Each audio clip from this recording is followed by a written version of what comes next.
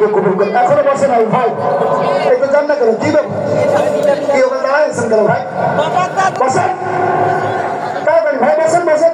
আর যদি না হয় সামনে আসেন, স্টেজে আসেন ভাই, স্টেজে আসেন না সামনে বসেন ভাই, অনুরোধ করতেছি ভাই,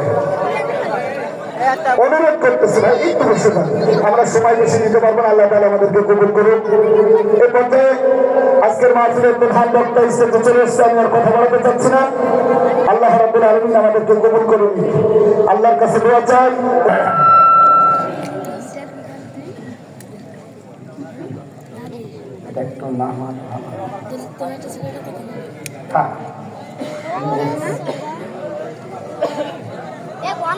এখানে কি মধু আছে?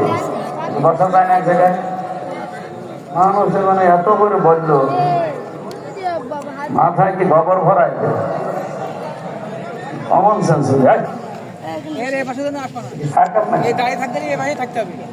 ভালো করে শুনবে। আলহামদুলিল্লাহ রাব্বিল আলামিন, والصلاة والسلام على رسوله الأمين وعلى آله وصحبه وأتباعه أجمعين ليلا ونهارا في الطرفين. فقد قال الله تعالى في كلامه المجيد وبرهانه التوحيد. أعوذ بالله من الشيطان الرجيم. بسم الله الرحمن الرحيم.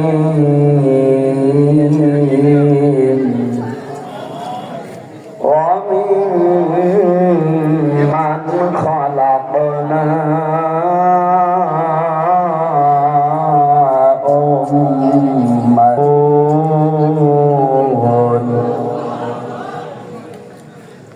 والذين كذبوا بآياتنا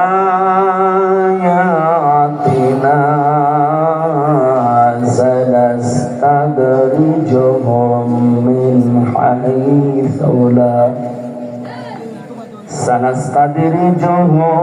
من حيث لا يعلمون وأملي لهم إن كيدي متين. صدقت يا ربنا. পৃথিবীতে কেউ স্থায়ী হয় না, হোক না সে ফেরাউন কিংবা নমরুদ, কেউ ভবে চিরকাল রয় না, কেউ ভবে চিরকাল রয় না। আলহামদুলিল্লাহ, যশোর জেলার চৌগাছা থানার অন্তর্গত আন্দোলিয়া গ্রামবাসীর উদ্যোগে হাই স্কুল ময়দানে তাফসীরুল কোরআন মাহফিল, সভাপতির দায়িত্বে আছেন আলহাজ মাস্টার আজিজুর রহমান, সেক্রেটারি বাংলাদেশ জামাত ইসলামী 11 নম্বর শোক ফুকরিয়া ইউনিয়ন পরিষদ। এ মাহফিলের প্রধান অতিথি মাওলানা গোলাম মোর্শেদ, আমির বাংলাদেশ জামাত ইসলামী চৌগাছা শাখা। বিশেষ অতিথি জনাব আব্দুল আলিম, সভাপতি বাংলাদেশ জামাত ইসলামী 11 নম্বর শোক ফুকরিয়া ইউনিয়ন। এতক্ষণ যিনি আলোচনা রাখলেন আপনাদের পাশের থানা মহেশপুরের সন্তান, ইসলামিক চিন্তাবিদ, মুফাসসিরে কোরআন, হাফেজ মাওলানা মুফতি হাফিজুর রহমান জিহাদি। আলোচনা রেখেছেন মাওলানা হোসেন মাহফুজ চুয়াডাঙ্গা। মঞ্চে বসা সম্মানিত ব্যক্তিবর্গ, পাখা দিলে ভালো, গা ঘেমে গেলে তো ঠান্ডা বসে আছে, যদি থাকে যে নিয়ে আসতে বলেন।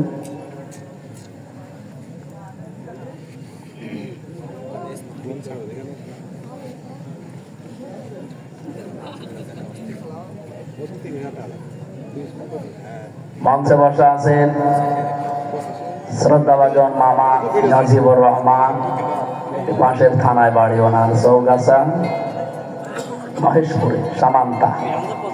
ওখানে আমার আগামী মাসের 8 তারিখে সামান্তা বাজারে তাফসীর মাহফিল আছে, আপনাদের অগ্রিম দাওয়াত দিয়ে গেলাম, দল নিয়ে যাবে। আহলুল কোরআন হুম আহলুল্লাহি ওয়া খাসসাতুহু, যারা কোরআনওয়ালা তারা আল্লাহওয়ালা। শুধু আল্লাহওয়ালাই আল্লাহ শেষ করেন। আল্লাহ বলেন তারা আমার পরিবার ভুক্ত এবং খাস লোক। প্রধানমন্ত্রী যতদিন ছিল অবৈধ, সেইটা আমরা বলি, ওনার কিছু খাস লোক ছিল না? কথা বলে না?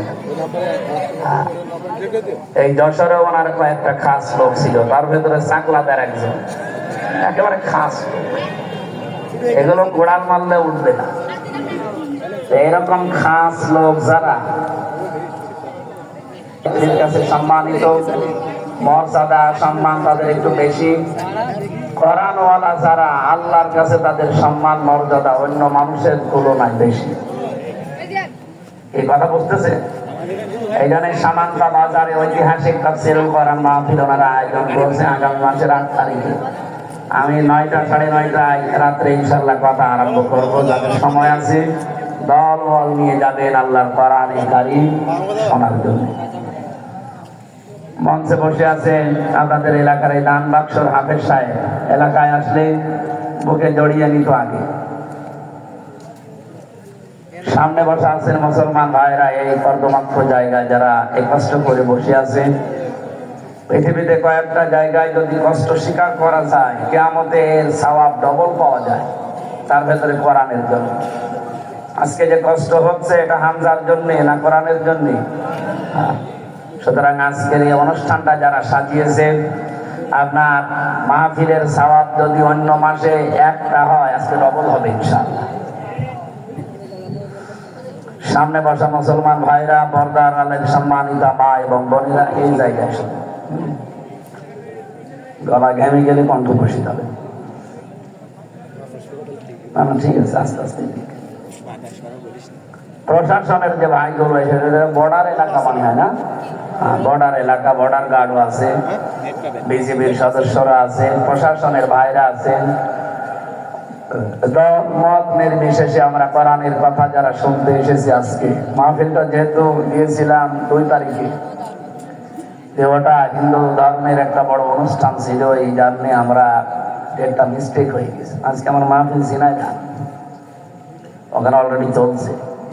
এটা মাগরিব থেকে এসা দিয়েছিলাম, বৃষ্টির কারণে এলোমেলো হয়ে গেছে, ওইটাও এলোমেলো হয়ে গেছে। কিন্তু এখন বলছে হুজুর আসেন তাড়াতাড়ি, এখানে ঘন্টাখানিক কথা বলতে চাই। নির্ধারিত একটা আয়াতও পড়েছি। আমার আজকের আলোচনার বিষয় হেদায়েত প্রাপ্ত কারা। এটাকে আমি নিজে বানিয়ে বললে হবে না আল্লাহর বলা লাগবে? এটা যে আল্লাহর কথা আপনাকে আমি শোনাচ্ছি, সেটা আপনি রেকর্ড করে নিতে পারেন অথবা খাতায় লিখে রাখতে পারেন। বাড়ি যেয়ে শুধু মিলিয়ে দেখবেন যে আপনি আল্লাহর দলে আছেন না শয়তানের দলে আছেন।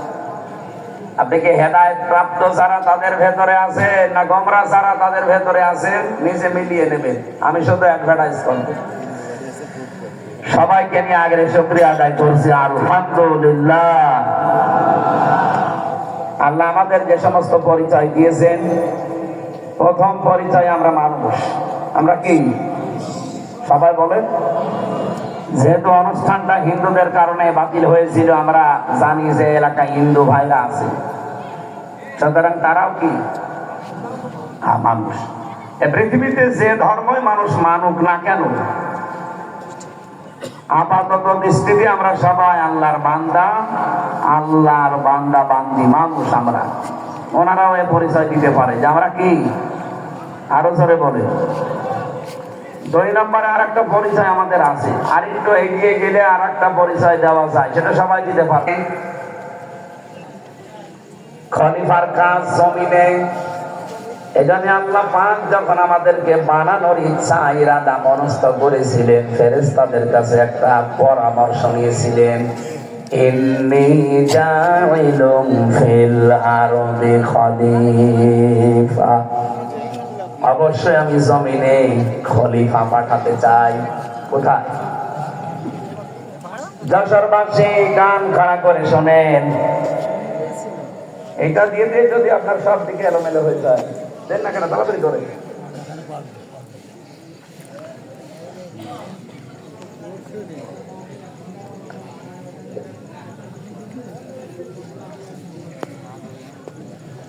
কি বলছিলাম? দ্বিতীয় পরিচয়ে যেহেতু আমরা খলিফা, কোরআন থেকে জানলাম আল্লাহ খলিফা পাঠাতে চেয়েছেন দরবারে। কি কথা বললেন? ওরা কোরআন শরীফের ভেতরে কোন জায়গায় আছে যে আমি দরবারে খলিফা পাঠাতে চাই? নেই। ইন্নী জাইলুম ফিল মাদারিসি খলিফা, মাদ্রাসায় খলিফা পাঠাতে চাই। ইন্নী জাইলুম ফিল মাসাজিদি খলিফা, মসজিদে খলিফা পাঠাতে চাই। আছে? নেই। আমাদের এই বাংলাদেশে আমরা খলিফা বলি কাদেরকে? যারা কাপড় চোপড় সেলাই করে, দর্জি, এরা নাকি খলিফা। চুল কেটে দেয় নাপিত, এরাও খলিফা। এমনকি ভিক্ষা করে, তাদেরকে অনেক জেলায় দেখি খলিফা বলে। আল্লাহ বলেন আমি খলিফা হিসাবে তোমাদেরকে পাঠিয়েছি। ইন্নী জাইলুম ফিল আরদি খলিফা। কোথায়? আর জমিনে আল্লাহ আমাদেরকে খলিফা করে পাঠিয়েছিলেন। আমরা জমিনে নেই। জালেমরা জমিন ফাঁকা পেয়েছিল, 80 মাইল থেকে চালাচ্ছিল। 180 মাইল বেগে চালাচ্ছিল এই জমিন। আমাদের এই দেশে যা রাস্তাঘাট আমার তো সব আয়ত্তে আছে। 630টা থানার রাস্তাঘাট আমি প্রায় সব গেছি কম বেশি। গল্প আপনারা করছেন তো আমরা তুলে দিলেন কেন?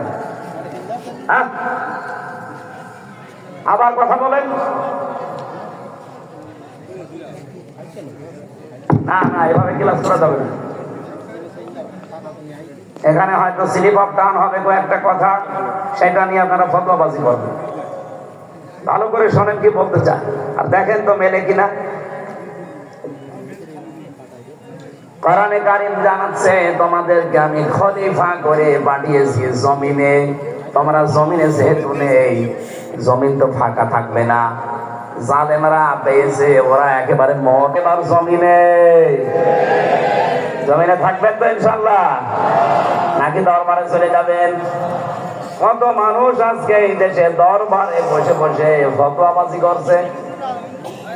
অনেক পীর এই দেশে কাফেরের ছড়ি নিয়ে বসে, আর বছরের প্রথম থেকে শেষ পর্যন্ত শুধু ফতোয়া বের করে কাফের কাফের কাফের।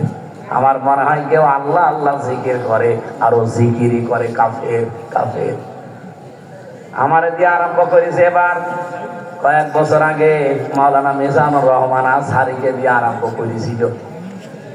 ওটা এখন বাদ গেছে, এখন আমি আরম্ভ হয়েছি মুফতি আমির হামজা কাফের। আমার মনে হয় এই ছড়ি যে কত দূর যায় আল্লাহ জানে। এদের আপনি কাজ কারবার দেখেন, জমিনে কোন কাজ আছে তাদের গলাবাজি করা ছাড়া কোন কাজ আমি পাই না। কোন সংগঠন নেই তাদের। জমিনে আল্লাহর দ্বীন কায়েমের জন্য কোনো অ্যাক্টিভিটিস নেই। উনি খেলাফত নিয়ে পড়ে আছে। আরে ভাই, খেলাফত প্রতিষ্ঠা আমরাও চাই, কিন্তু যে পদ্ধতিতে আপনি বলতেছেন ও পদ্ধতি বাংলাদেশে এখন সম্ভব না। আফগানিস্তানে হয়, এখানে হবে না কেন? আফগানিস্তান আর বাংলাদেশ সমান। আপনার দেশে কয়টা পাহাড় আছে? আপনি যে লুকাবেন, কোথায় লুকাবেন? সশস্ত্র হামলা করে লুকিয়ে থাকার জায়গা লাগে, টিকে থাকতে হবে না জমিনে। ওখানে ওরা পাহাড়ের উপর বম্বিং করে কিছুই করতে পারে নাই, সুড়ঙ্গ করে এমন থাকার জায়গা বানিয়েছে আফগানিরা। একটা না দুইটা পরাশক্তি রাশিয়া আর আমেরিকা 40 বছর একাধারে চেষ্টা চালিয়েছে, কিছুই করতে পারে নাই। আর আমাদের 40 বছর লাগবে, 40 মিনিটে তো তামা বানিয়ে ফেলবে। আপনারা ধান্দাবাজি বন্ধ করেন। উনি ফতোয়া বের করছে নতুন নতুন যে বাংলাদেশে জামাত ইসলামী এই 80 বছর এই দেশে জামাত ইসলামী চলছে, এদের অবদান নাকি জিরো, কিছুই নেই, এদের দুনিয়া আখিরাত নাকি সবই বরবাদ। আর ভাই দুনিয়ার দানাই বলতে পারলেন যে আখিরাত কি আপনার হাতে, আপনি কি ফতোয়া দিলেন বলেন?